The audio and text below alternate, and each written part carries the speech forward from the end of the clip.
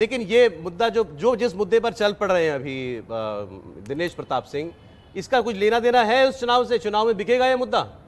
नहीं, देखिए चुनाव में प्रियंका वाड्रा है, गांधी नहीं, चुनाव में ये कतई कोई काम नहीं करने वाला है और दिनेश प्रताप सिंह को तो और इसमें नहीं फंसना चाहिए। ये वो मुद्दे हैं जिसको हम कहते हैं ना कि बड़ी डिबेट का इशू है कि गांधी थे तो गांधी कैसे हो गए, कौन क्या नाम लगाता है, और मुझे लगता है कि ये कोई विषय वहाँ है भी नहीं।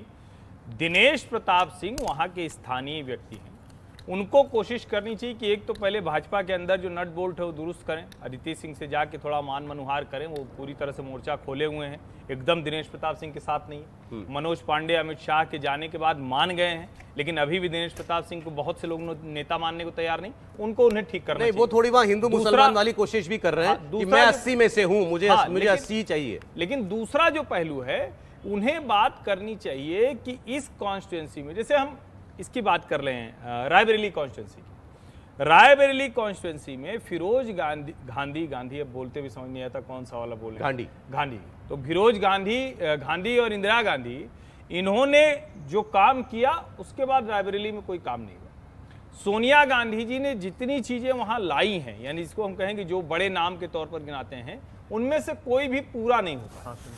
मतलब अगर आप निफ्ट के सेंटर को लाने को, national institute of fashion technology, जिसमें ऑल इंडिया से बच्चे आते हैं, कुछ बच्चे आए और उसको आप कहें तो फिर लोग कहेंगे रे तो मजाक ही कर रहे हैं। टाइम कम है, एम्स के लिए जमीन तक नहीं मिल पाई। इंदिरा गांधी के बाद कोई काम नहीं हुआ, बिल्कुल कोई काम, बिल्कुल सिर्फ प्रतीकात्मक काम हुए। ये दोनों जो तो बड़े काम बता रहे थे एल्बम देखते हुए दोनों, ये बहुत ही मतलब जिसको हम कहें कि एक तरह से सिर्फ और सिर्फ आदमी को दिखाने के लिए कि चलो ठीक है भाई, बड़ी कॉन्स्टिट्यूंसी हम लेके आ रहे हैं, कुछ भी ऐसा बड़ा नहीं लेके। तो अब एक रायबरेली के लिए एक कर दीजिए आज का अनुमान आपका। नहीं, अनुमान मेरा वहीं पर है। अनुमान यह है कि बहुत मुश्किल है राहुल गांधी के लिए वहां, लेकिन भारतीय जनता पार्टी अपनी अंदरूनी कलह से बहुत। चलिए सर, मुझे एक ब्रेक के लिए रुकना पड़ रहा है। समीर जी, राहुल जी, हम लोग ये डिस्कशन कंटिन्यू करेंगे और एक दूसरा मुद्दा भी आगे आ रहा है, बहुत बड़ा मुद्दा है साहब। अरविंद केजरीवाल जी गायब हो गए, आपने देखा चुनाव के बाद, जेल से बाहर आने के बाद 2-3 दिन नजर आए, प्रचार में भी गए, फिर घर में बंद हो गए हैं क्योंकि मसला घर में ही आ गया, मुद्दा घर में आ गया, हंगामा घर में हो गया। स्वाति मालीवाल राज्यसभा की सांसद हैं, अभी तो भेजी गई हैं, कुछ महीने पहले वो गई अरविंद केजरीवाल से मिलने, और वहां जो अरविंद केजरीवाल के सबसे निकट व्यक्ति हैं विभव कुमार, उनके पीए या पीएस, स्वाति मालीवाल कह रही हैं इसने मेरे साथ मारपीट की, पुलिस बुला ली स्वाति मालीवाल ने।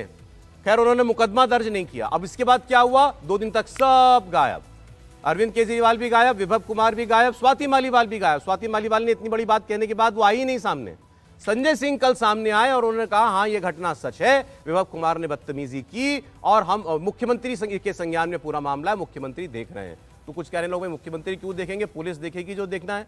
और स्वाति मालीवाल को बाहर आकर के साफ साफ बताना चाहिए उनके साथ हुआ क्यों। भाई घटना सीएम हाउस के अंदर की घटना है, मुख्यमंत्री के घर में हुआ है ये सब कुछ, और वजह क्या है इसके पीछे, इसको लेकर के जितने मुंह उतनी बातें।